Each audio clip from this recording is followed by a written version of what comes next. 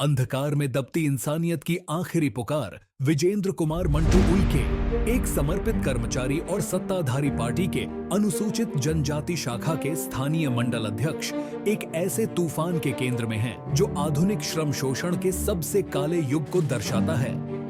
अपने राजनीतिक संबंधों के बावजूद बालकों की एल्यूमिनियम स्मेल्टिंग फैक्ट्री में उनके संघर्ष ने कॉरपोरेट और सरकारी मिलीभगत की कठोर सच्चाई को उजागर किया है, जो हाशिए पर खड़े समुदायों को दबाने का काम कर रही है।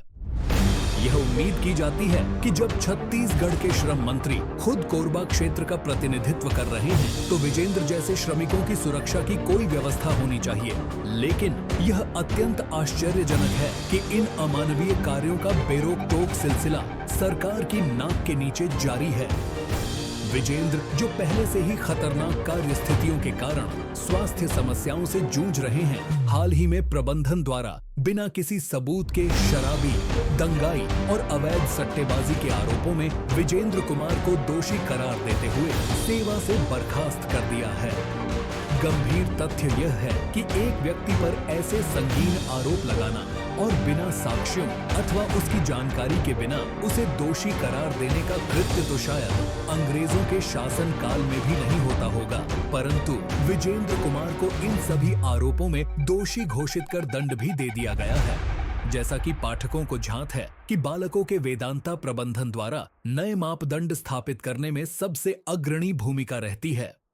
इस नए मापदंड को भी स्वीकार करने की मजबूरी है, क्योंकि ताकतवर प्रबंधन के विरोध में न्याय की अपेक्षा करना फिलहाल तो अकल्पनीय है। इस शोषण की सीमा अब नई निचली स्थिति पर पहुंच गई है, जहां बालकों का प्रबंधन अजेय दिखता है, जो लगातार सत्ता में बैठे लोगों का समर्थन प्राप्त कर रहा है। ऐसा प्रतीत होता है कि यह एक योजनाबद्ध रणनीति है, यहाँ तक कि छत्तीसगढ़ का श्रम विभाग भी श्रमिकों के अधिकारों की रक्षा के लिए नई यूनियन पंजीकृत करने को टाल रहा है।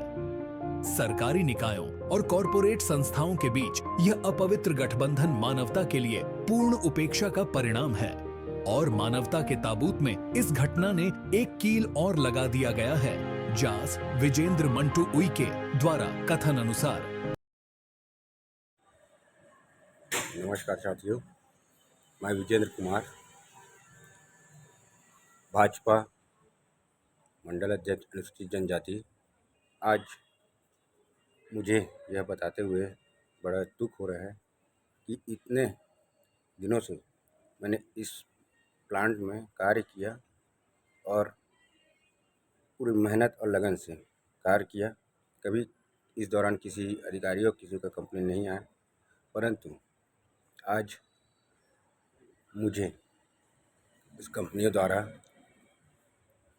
इतना शर्म महसूस हो रहा है कि आज मुझे इस कंपनी में कार्य करते करते वो पीड़ा महसूस होने लगी थी, जिसकी मैंने जानकारी हमारे सभी अधिकारियों को बता दिया था। मैंने उसके ट्रीटमेंट करवा के दिल्ली से आया, उसके बाद भी जानकारी दी, फिर भी उनके द्वारा कोई एक्शन नहीं लिया गया और मुझे प्रताड़ित करके फिर वहीं उसी जगह में काम में लगा दिया गया। परंतु आज मुझे जिस प्रकार से लांछन लगाया जा रहा है बालको प्लांट द्वारा, वह यह है कि मैं प्लांट के अंदर शराब पीता हूँ, शराब बेचता हूँ, जुआ खिलाता हूँ,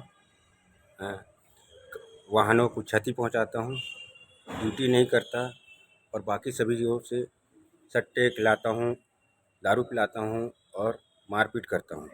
मेरे को जिस प्रकार के इन लोगों ने लांछन लगाया है, उस लांछन की वजह से मेरे समाज में मेरे परिवार के लोग इस क्षति को बर्दाश्त नहीं कर पा रहे हैं, और जिस कारण मैं बहुत ही लज्जावित अपने आप को शर्म के मारे बर्दाश्त नहीं कर पा रहा हूँ। और मैं चाहता हूँ कि जो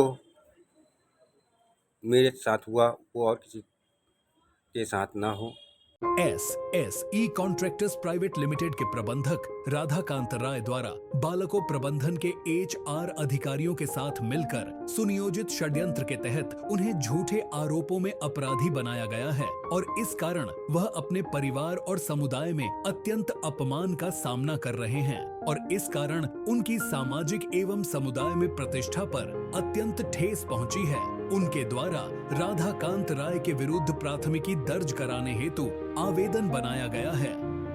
विजेंद्र का मामला अकेला नहीं है। पूरे क्षेत्र में श्रमिक गंभीर कठिनाइयों का सामना कर रहे हैं और कई लोग बोलने से डरते हैं, यह जानते हुए कि उनके साथ भी ऐसा ही होगा। गेट पासों का अवरोध, झूठे आरोप और लगातार धमकियां सभी उनके खिलाफ इस्तेमाल की जाने वाली रणनीतियां हैं। ऐसा लगता है कि मानवता का युग समाप्त हो गया है। इसके स्थान पर एक अंतहीन अंधकार छा गया है, एक ऐसा युग जहां न्याय एक दूर का सपना बन गया है और शोषण एक सामान्य स्थिति।